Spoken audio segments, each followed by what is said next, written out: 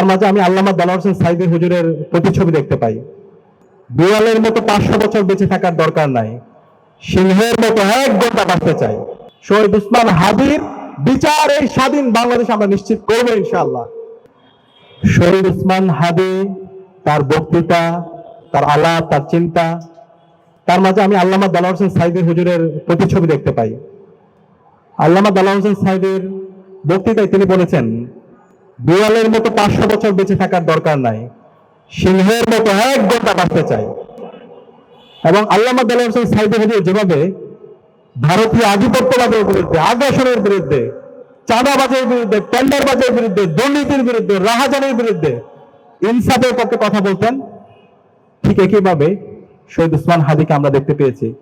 আমি যদি বলি, আমার ছোটবেলায় বোঝ হওয়ার পর থেকে আমি যাকে দেখে অনেক পুলকিত হতাম, আমার সোর্স অফ ইন্সপিরেশন ছিল আল্লামা দেলোয়ার হোসেন সাঈদী হুজুর। এবং 13 সালে অসংখ্য আন্দোলন সংগ্রাম হয়েছে, 14 সালে তখন আমরা প্রতিনিয়ত রাজপথে যেতাম। আল্লামা দেলোয়ার হোসেন সাঈদী হুজুরকে খুনি হাসিনার যে ভুয়া ট্রাইব্যুনাল আছে, সেই ট্রাইব্যুনালের অবৈধ রায়, সেটাকে আমরা তার কারাগার ভেঙে আল্লামা দেলোয়ার হোসেন সাঈদী হুজুরকে মুক্ত করে আমরা আবার তার তাফসীর শুনবো, তার কথাগুলো শুনবো, তার ইনসাফের বাণীগুলো আমরা শুনবো। এবং সেই সময় রাজপথে নামতাম শহীদ হওয়ার জন্য। প্রয়োজনে আমরা জীবন উৎসর্গ করবো, কিন্তু আমাদের আল্লামা যেন আমাদের মাঝে ফিরে আসতে পারে।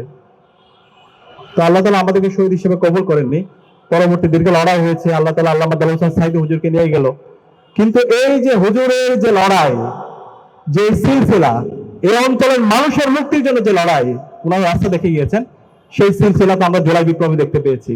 জুলাই বিপ্লবের আবু সাঈদ, ওয়াসিম, শান্ত, আলী রায়হান প্রত্যেকেই এই আল্লামা দেলোয়ার হোসেন সাঈদী হুজুরের যে আধিপত্যবাদের বিরুদ্ধে, আগ্রাসনের বিরুদ্ধে যেভাবে তারা ভোকাল ছিল, ঠিক একইভাবে আমরা তাদের মধ্যে সেই আকাঙ্ক্ষা, সেই প্রত্যাশা আমরা দেখতে পেয়েছি। এবং বিপ্লবের পরবর্তী 1.5 বছর ধরে শহীদদের যে স্পিরিট, শহীদরা যে ভাষায় কথা বলেছেন, যে জন্য তারা জীবন দিয়েছেন, সে আকাঙ্ক্ষা আমরা শহীদ ওসমান হাদির বক্তৃতা, বিবৃতি, তার লেখনের মধ্যে আমরা দেখতে পেয়েছি। শহীদ ওসমান হাদি শুধুমাত্র বক্তৃতা এবং বিবৃতির মধ্যে সীমাবদ্ধ ছিল না। আমরা যেটা হয়, আমরা যারা বাংলাদেশপন্থী রাজনীতি করি, সেটা আমাদের দুর্বলতা বলতে পারেন, অক্ষমতা বলতে পারেন।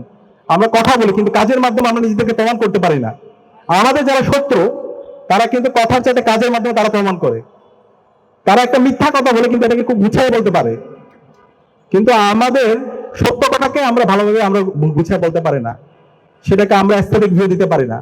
কিন্তু সেই জায়গায় আমরা ব্যতিক্রম দেখতে পেয়েছি আমাদের শহীদ ওসমান হাদিকে। শহীদ ওসমান হাদি শুধু বক্তৃতা, বিবৃতির মধ্যে সীমাবদ্ধ থাকেনি, তার কাজের মাধ্যমে সে দেখিয়েছে আমাদের লড়াইটা কার সাথে। সে তার সাংস্কৃতিক বিপ্লবের মাধ্যমে, কাজের মাধ্যমে সে দেখিয়েছে, ইনকিলাব সেন্টার থেকে শুরু করে সারা দেশব্যাপী এদেশের মানুষের অনেকটা যে কথাগুলো আছে, সেই কথাগুলো ওসমান হাদি সাহসের সাথে বলে গিয়েছে। কাউকে তোয়াক্কা করে নাই, কোন ধরনের হুমকি তুমকি খেয়ে সে তোয়াক্কা করে নাই। বাংলাদেশের 18 কোটি মানুষের যে অব্যক্ত কথাগুলো আছে, সে কথাগুলো বলে গিয়েছেন। তো এই আধিপত্যবাদী শক্তি, দিল্লির তাবেদাররা, তারা মনে করেছিল শহীদ ওসমান হাদিকে শহীদ করে শহীদ ওসমান হাদির যে আদর্শ, তার যে প্রত্যাশা, তার যে আকাঙ্ক্ষা, সেটাকে তারা নিভিয়ে দিতে পারবে। কিন্তু আজকে বাংলাদেশের 56,000 বর্গমাইল জুড়ে শহীদ ওসমান হাদি ছড়িয়ে পড়েছে। আজকে বাংলাদেশের একদম শিশু থেকে শুরু করে বৃদ্ধ পর্যন্ত সর্বস্তরের মানুষরা তারা একসাথে বলছে, আমরা সবাই হাদি হব, যুগে যুগে লড়ে যাব, হাদি ভাইয়ের রক্ত বৃথা যেতে দেব না। এবং আমরা বলতে চাই, ইনশাআল্লাহ আমরা হাদি ভাইয়ের রক্ত বৃথা যেতে দিব না ইনশাআল্লাহ। হাদি ভাই যে জন্য জীবন দিয়েছে, একটা ইনসাফ ভিত্তিক বাংলাদেশ বিনির্মাণ না হওয়ার আগ পর্যন্ত আমরা আমাদের লড়াই সংগ্রাম জারি রাখবো ইনশাআল্লাহ। একই সাথে এই হাদিকে যারা হত্যা করেছে, যারা হাদিকে, শহীদ ওসমান হাদিকে হত্যা করেছে, এই কালচারাল ফেসিস্ট চক্রকে আমরা বাংলাদেশে রাজনীতি করতে দিব না।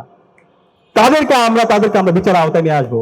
তাদের বিরুদ্ধে আমাদের স্বাভাবিকভাবে আমাদের আন্দোলন গড়ে তুলতে হবে।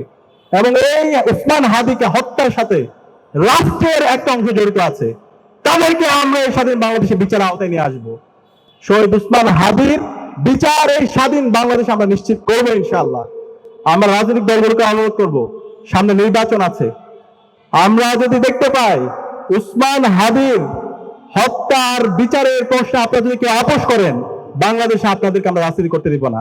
আপনারা যতই ক্ষমতাবান হন, আপনাদেরকে পরিষ্কার করতে হবে ওসমান হাদির হত্যার বিচারের ব্যাপারে। ওসমান হাদি ভাইয়ের হত্যার বিচারের ব্যাপারে কেউ যদি অসহযোগিতা করেন, কেউ যদি আপনারা এই ফেসিবাদী শক্তির সাথে আপোষ করেন, দিল্লির দাবিদারদের সাথে আপোষ করেন, কালচারাল ফেসিস্ট শক্তির সাথে আপোষ করেন, তাহলে আপনাদেরকে বাংলাদেশের ছাত্র জনতা আপনাদেরকে এই দেশে রাজনীতি করতে দিবে না।